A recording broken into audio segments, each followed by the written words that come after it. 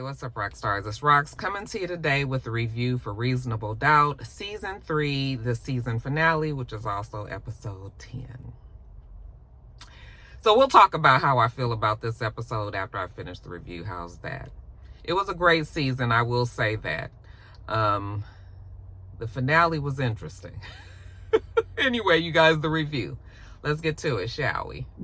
All right, you guys, so the show opens where it ended last week. Remember, Daniel had went and found Kristen, and he wanted her to tell her what happened. Remember, he asked her, did you kill Wendy? Well, let her explain. I was like, it's a simple yes or no question, Kristen. So we rewinded back to 6 months earlier. We see the mom going off on Azie. Remember, what you want to know about your cum guzzling whore, whatever she called her. Okay. Right after that, we see Azie actually goes and confronts Wendy about it. So now we get to see the argument. He's yelling and screaming at her, and she's like, why are you talking to me like this? And she was like, you acting crazy. And he was like, I'm crazy, or are you crazy? He said, they say crazy pussy is the best. Oh, why he say that? Oh, he done pissed Wendy off for real now. So she rushing out. She ain't got no more words for him. And he was like, come back here. I'm not finished talking to you. I'm Azie fucking Nelson. Do you know who I am? Okay. That's when we see her run off to her car, and she takes off. He goes back in the house, and he's still hyped up from the argument that they just had, and then who should knock at the door but Monica? He's like, why are you here? Like, get out of here. Just leave. Then a little while later, we see him smoking. He trying to calm his nerves with a little bit of weed, okay? Take the edge off. Then Alex shows up there. And Alex was like, oh, you fucking with that weed, but I'm here to give you the good stuff, So he lines out the cocaine for Azie, and that's all Azie needed. So he hits it pretty hard. He tells him, ever since you and Wendy got together, I done lost my best customer. Speaking of the warden, where is she? He's like, oh, I don't know, probably with some dick in her mouth. He was like, for real? And he was just like, I don't know. Okay. Then he gets a little ding on his phone, and he finds that Wendy actually is at the family's cabin. He about to get up and go to the cabin, even though he already told us he don't know where the hell the cabin is. All right. Or at least he don't know how to get there. But Alex was just like, oh no, you ain't in no condition to get somewhere. Give me the address and I'll take you. When he gets there, remember he's high. Alex is staying in the car. He gets out, he goes to the cabin, and Kristen meets him. Oh, Azie, what are you doing here? He's like, what are you doing here? What's going on? Okay. And then he goes in the house and he sees Wendy. She's all tied up with a blindfold on. He's like, what's going on? What's happening here? What the fuck is going on? There's a gun on the table. And then we don't see anything else. All right. We go back to the present because Daniel tells Kristen that they just got a verdict. Okay, so maybe they better be heading on back. And she says, oh, okay. And then she is like, I'll tell you the rest on the way. Of course, we don't see the rest. We jump over to the court. They're about to read the verdict. Okay, the jury finds Azie Nelson not guilty of second-degree murder. Okay, everybody's happy, rejoicing. Azie's happy. He's going around. He's hugging everybody. Everybody's high-fiving everybody. And then he hugs Jax. He was like, I'm so happy. And she was like, I was just doing my job. And we know that Jax went above and beyond just doing her job. Okay. I was like, this is sort of anticlimactic. Being at the beginning of the episode, that means it's probably going to be a whole lot of shit going on here. Now, after the court case is done, and everybody is kind of celebrating, in the back room or whatever, Kristen comes up to Azie and she was just like, I'm so sorry I wasn't here. And he was like, oh, that's okay. And she was like, no, that's not okay. Okay, I'm sorry, but she's here now. She gives him a hug, walks away. Jax goes up to him and she was just like, I'm so glad, all this worked out for you. Hey, why don't you come over to the house, Sunday for family dinner again? He was like, nah, that's okay. He was like, I'm having a party myself at my house, with some of my friends to celebrate. And she was like, oh, the friends that's going to bring apple cider or champagne. Because we got apple cider here at the court. And then, of course, the mom interrupts and was like, Azie, come on over here. Let's talk about your future. I was like, I still don't like that damn mama. So Azie goes off to talk with the mama over there, and Daniel comes up to Jax, and Jax was like, where you been? Like, I tried to tell you about the verdict was coming in, and you didn't answer. And he was like, we need to talk. Okay. So they go off to a different room. So Daniel takes her to the other room, and he tells her what Kristen told him on the way. And she was just like, so did she explain why she took Wendy out to the family cabin? And he was like, well, apparently Wendy went to the family's house at first. She was going to confront them and shit got a little wild. And next thing we know, Kristen Wendy hit her head on the table, okay, and knocked her out. So that's when Kristen hurried up and pulled her to the car and I guess drove her out to the cabin. Even though I was like, Wendy was bigger than Kristen. How did Kristen get her ass up in the car? Okay, that was my first thought, but I was just like, oh, okay. So she drove an unconscious Wendy to the cabin, tied her up, blindfolded her, and then that's when Azie showed up with Alex. So then, that's when Azie is like, what are you doing? What is going on here? Trying to help Wendy, trying to pull the stuff off of her or whatever. And Kristen is just trying to stop him. And then, he stands up, and remember, he's all high and shit, so he's like passes out. And while Kristen is still trying to tend to Azie, this is a real chaotic scene, but while she's trying to attend to Azie, then Wendy gets up and jumps up and runs out. So Kristen, trying to go after Wendy, she grabs the gun off of the table and she goes out there and she shoots. Wendy is running through the woods, and Kristen shoots and hits Wendy. Okay. Alex was out there. Of course, Kristen didn't know Alex was out there. So when Alex was like, oh shit, what the fuck is you doing? Okay, so apparently Kristen told Alex that she was going to pay him off to keep quiet. Then she hurried up and jumped in her car. She ditched Wendy's purse, on the side of the road, on the side of the highway or whatever. And then she took it on back to her house. And she had Azie in the back seat, who was still high out of it and everything. So again, this is monumental strength to be able to carry a dead weight person of, Wendy and then also of Azie. Okay. I thought it was kind of fishy from then, especially being so early in the episode. So Azie never even knew that he was at the cabin, but Azie actually was at the cabin when everything went down. So, now Daniel is just like, so do we go to the police? And Jax was like, well, not today. Okay, let's at least let the man enjoy his old fucked up ass family, let him enjoy this one day of everybody being happy for him. If she don't have it in her to tell him that the only person that he trusted in that family is the one that killed Wendy. Daniel's just like, yeah, that's pretty fucked up. I'm about to go call my sister and thank her for not being a murderer.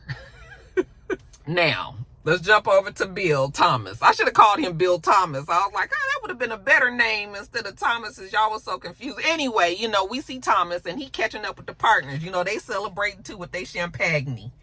And they was just like, oh, good job, Bill Thomas. You guys did so well that, we're going to bring you and Jax over to the new firm. She's a pain in the ass, but, and Bill Thomas was like, no, actually, she is not a pain in the ass. She's a rock star.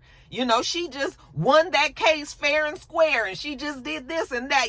He big up in Jax. I feel like when we go to the new firm, you guys need to treat Jax the way that she deserves to be treated, because she's the one that is keeping the lights on in this damn firm. Oh, why he say that? Oh, now they mad.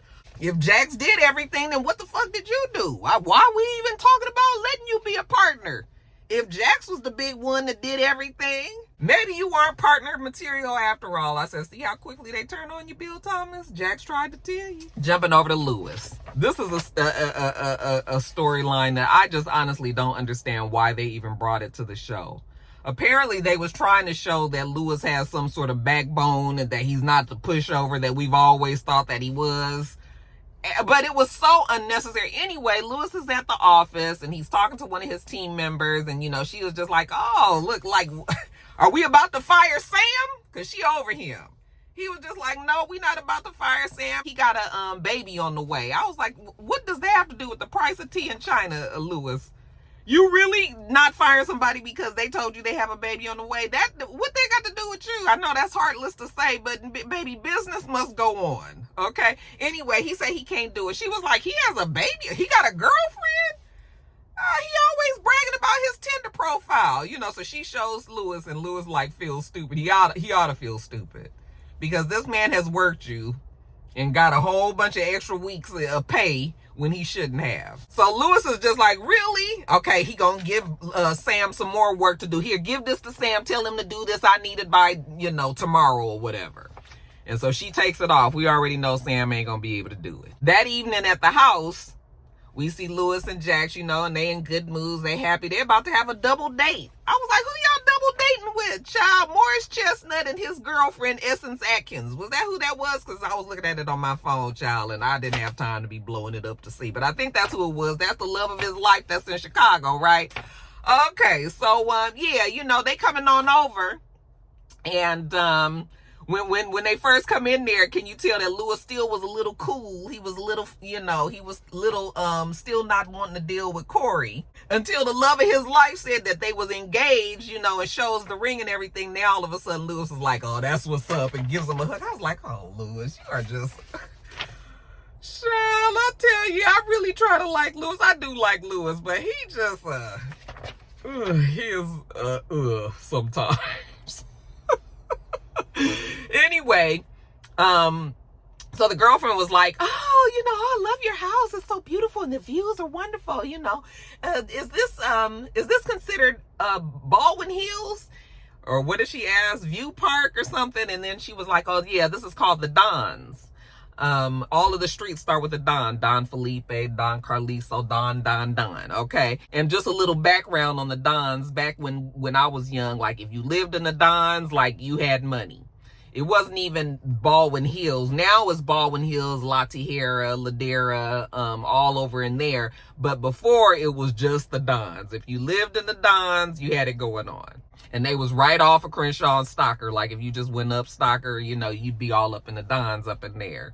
Right in the hood area. I guess they call all of that Crenshaw district now. And they got beautiful homes up in the Dons too. But anyway, so Lewis was like, oh, I'll take you for a tour of the house. Okay. And so then Jax and Corey are sitting talking. And, you know, Corey congratulates her on winning the case and everything. And she tells him how, you know, she'd been dealing with the bullshit with the partners and everything. And he was like, look, I didn't want to tell you this while the case was going on, but he had drinks with them. And they offered him a position at the firm, you know. And she was just like, oh, really? And he was like, yeah. And they was willing to sell you out just so I could come in. And she was like, ain't this about a bitch? He was like, yeah, they ain't really about nothing over there. You know, you basically need to watch your back because he don't even see it for us. So Corey turns out to be a stand-up dude. Remember, we couldn't really, we wasn't sure if we could trust Corey or not, but turns out we can trust Corey, which, you know, we knew that by the end of last season. So I guess that was them wrapping up the fact that they had Morris Chestnut on the show again. He was not necessary either. We were coming back. So that was, then we see Jax. She's walking and talking to her sister. Okay, Lori Harvey. What's the girl's name? We just gonna call her Lori because I don't remember. Chelsea.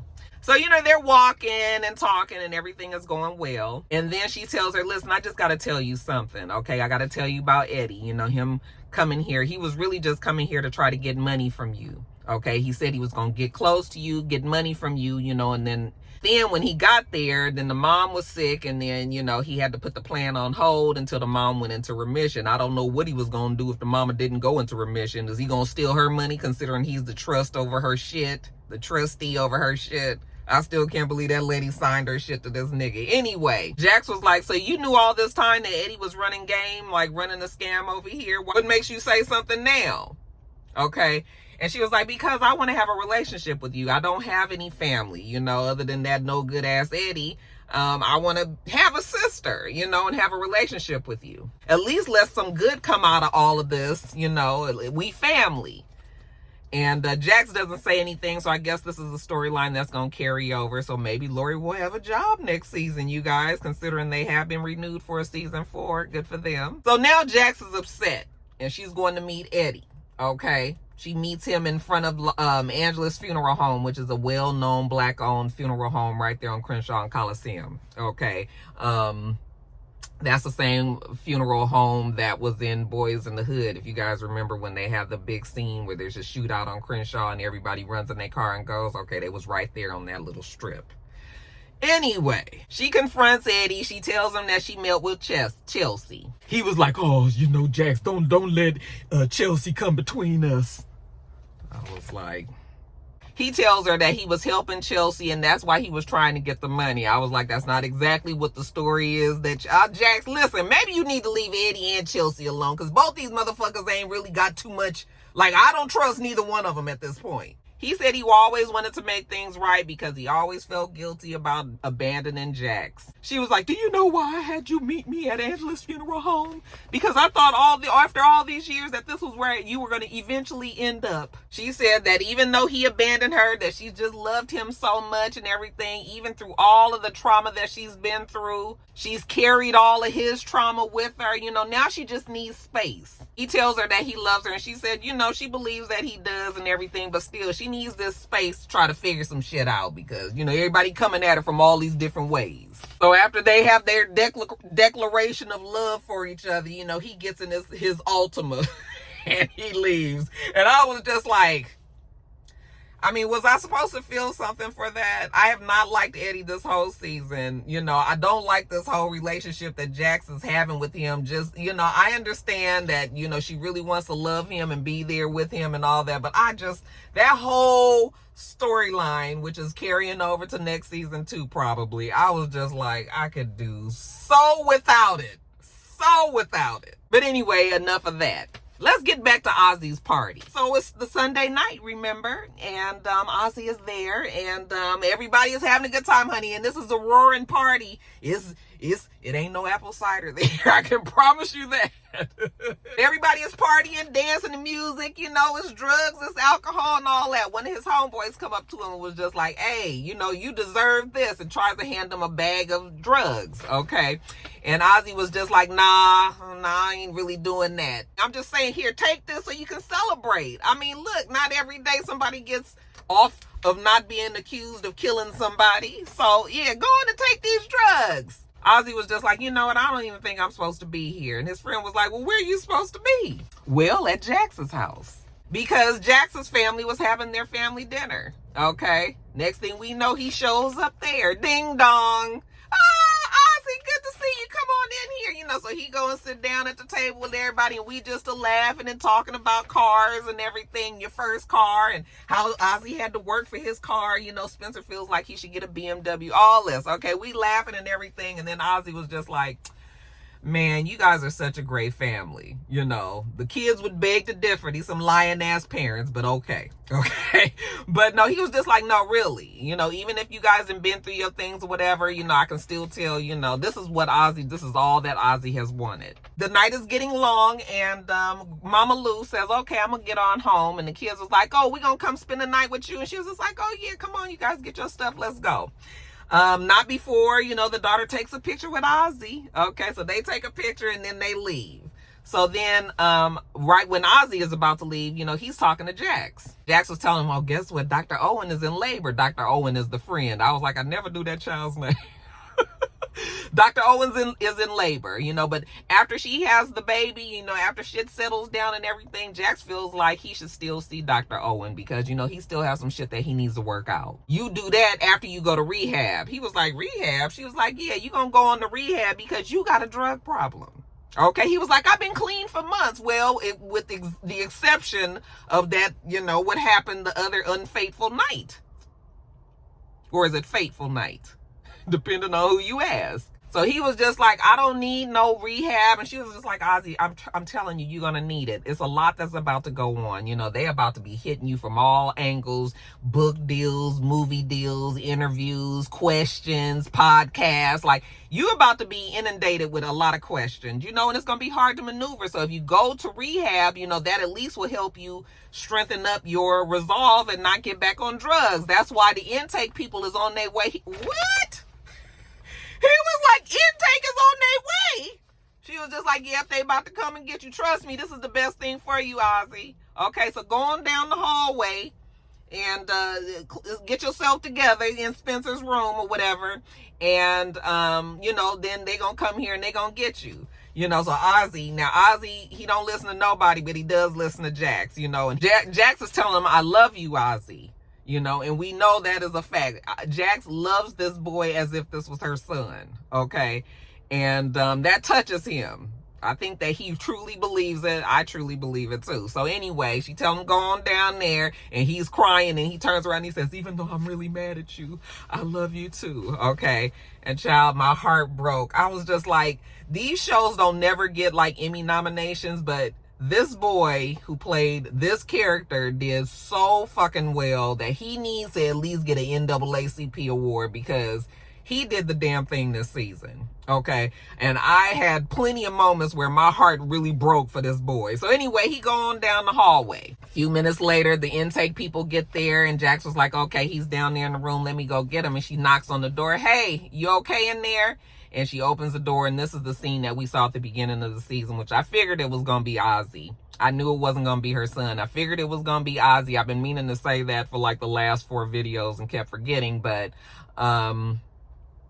you know, she rushes in there. Azie overdosed on that little packet that his friend gave him. I guess maybe it might have been some fentanyl in it, even though we had seen the friend do some coke, but maybe that wasn't the same batch that he had handed Azie. Because that little small bag of just cocaine, I feel like Azie could have handled that. So maybe it was fentanyl laced or whatever. So anyway, next thing you know, Jack's like, oh my God, somebody help me, somebody help me. You know, everybody rushing in there trying to get Azie together, trying to take his pulse and everything. Thank God the kids wasn't there, even though this boy did just die in your son's bedroom. Oh, that's awful. You know, anyway, next thing we know, we at Angela's funeral home, not for her daddy Eddie, but for Azie. They're having the funeral there. It's very, very sad and whatnots. I was like, this is a little anticlimactic too for some reason. I don't know why none of these shocking scenes are shocking me. I feel like they're supposed to give me some sort of emotion, and that didn't do it. Anyway, after the funeral, you know, at the repast, you know, Jax is there feeling away. You know, Bill Thomas walks up to her and was just like, hey, Jax, you know, how you doing? And she was just like, I mean, I'm okay considering. Okay. And then he was like, hey, Jax, you know, I know that we got off on the wrong foot, you know, with the firm and all that. She was just like, hold on, Bill Thomas. This is not the time or the place for us to discuss work. Like, can you please get out of my face? Spencer sees that she's over there talking to him and maybe don't want to talk to him. So he goes over there and kind of rescues her from him, you know. Then she's like, thank you. So then, you know, she's still feeling bad. She looks at Spencer and she can see Azie, you know. So she's just like, you just promise that you'll tell me if anything is wrong. Like, if you're ever going through anything, you know, she just feeling like very motherly. And Spencer was like, I will, Mom. You ain't got to worry about me. I'm not like Azie. And then after she finished talking to Spencer, then here come the mama, Azie's mom. And, you know, she was just like, so why was he at your house? Okay. And she was like, because I invited him to Sunday dinner. And then she was like, I invited him too. And she says, well, I guess you won. And, you know, Jackson's just like, I mean, it wasn't never a competition for anybody to be winning. Lady, you should be wanting to be there for your son, you know. And while they in there having this conversation, then this producer comes in. Hey, you know, I hate to interrupt or anything, but hey, mama, hey, how about you come and talk to me about some things? I'm a producer, you know, and all of this. And of course, the mother, who's always had stars in her fucking eyes, okay, she goes and walks off and talks to him. I would have been like, nigga, can you at least have a couple of days to get past the, you know, grieving my son? No, that's not how the mama felt. Lewis comes and gets Jax, you know, and she's all like, this is my fault, you know, just like Damon, you know, Azie is dead and Damon, and, you know, he was just like, none of this is your fault, you know, the only thing that you're guilty of is caring too much for these people. You the only person that cares, because look at what the mama just did with the damn producer. So, yeah, Jax is just like very emotional going through all the things. So she leaves out of there after she shakes her head at that mama, and she finds Kristen. Daniel told me what happened. Why didn't you come forward sooner? She said that she was scared, and, you know, she knew that her and Azie were the innocent ones. And Jax was like, the innocent ones? I knew it. You did not kill that girl. Are you taking up for somebody? You gave that bullshit ass confession to Daniel, trying to throw everybody off the track. I was just like, girl, do you not realize that you're about to go to jail? How far you got to be loyal to somebody, bitch, to take the rap for a murder? This don't make no damn sense. Kristen is stupid. Jax was like, so I see you just taking care of the family, huh? That's your purpose. Now is the time to tell me what really happened. So we gonna rewind it back again. Well, first, let me show you how they did this. So we see the dad. And he's sitting, you know, and he looking like he pondering a lot of things. He got a lot of shit on his mind, you know. And so Kristen goes in there and she was just like, hey, Dad, we need to really say what happened because there's people out there who thinks that Azie did it. Is that what you want his legacy to be? The dad was like, legacy? Now, the dad is completely different than we've had him all season. He was like, our legacy is done because you couldn't do one job, which was take care of your fucking brother. I take care of the Wendy problem and I can't get a thank you from none of you bitches. I guess talking about his damn wife and his daughter.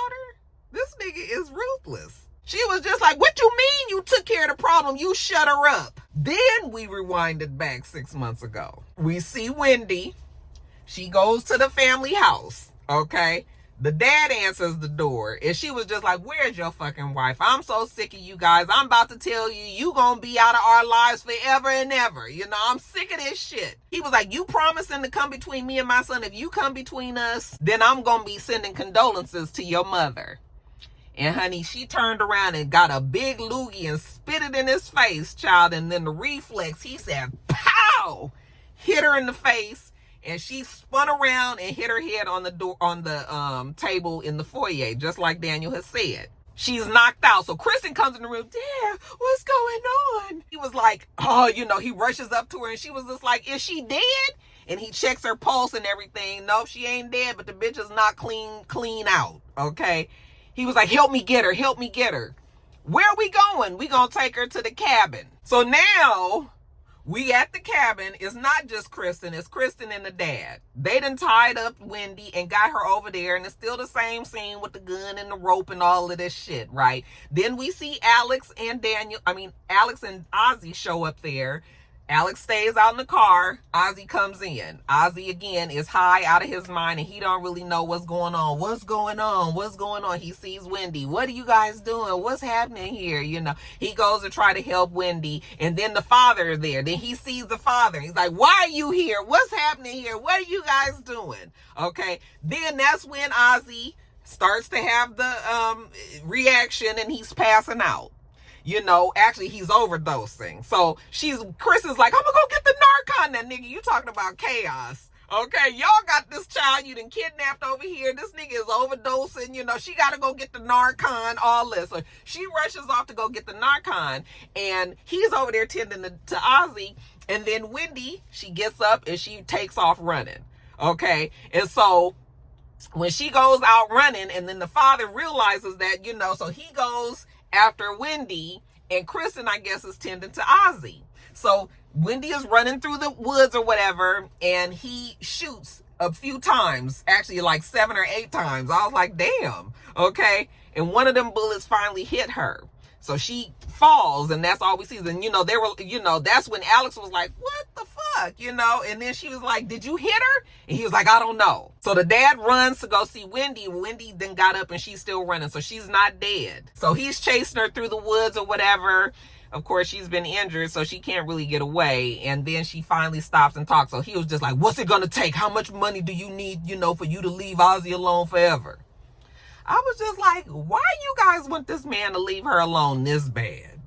Like, what this bitch that did that you got to be doing all this? Shooting, running through the woods, chasing this heifer down. I mean, really? Is it that serious? Or, like, I'm starting to feel like this is a whole lot. Like, this is really a whole lot. Okay, but okay. She says she ain't going nowhere. She gonna tell Azie everything about, you know, this family and how they treat, you know, how they are, and, you know, that he gonna leave y'all forever and ever. Gonna tell him especially about you. You a horrible, pathetic father.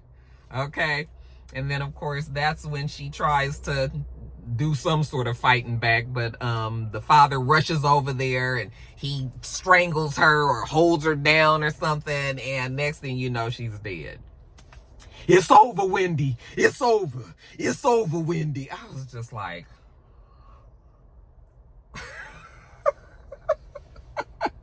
I mean, what I will say is that I really enjoyed all the twists and turns on this Azie story. The Azie story was fantastic.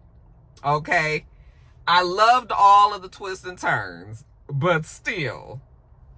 Anyway, the dad drags the body, I guess, to hide it. And then we get back to the present. Okay, and Kristen was like, you told me that you couldn't find her body in the woods. He was just like, oh, whatever, girl. All you do is fuck up shit for this family. That's all you do. That's all you good for. So then Jax comes down the hall. Thanks so much, Kristen. That should be enough.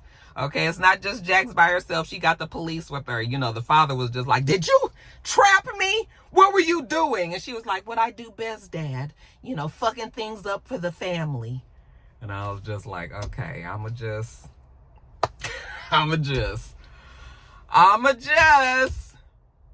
don't know, you guys. I feel like, I mean, it was cool. It was cool.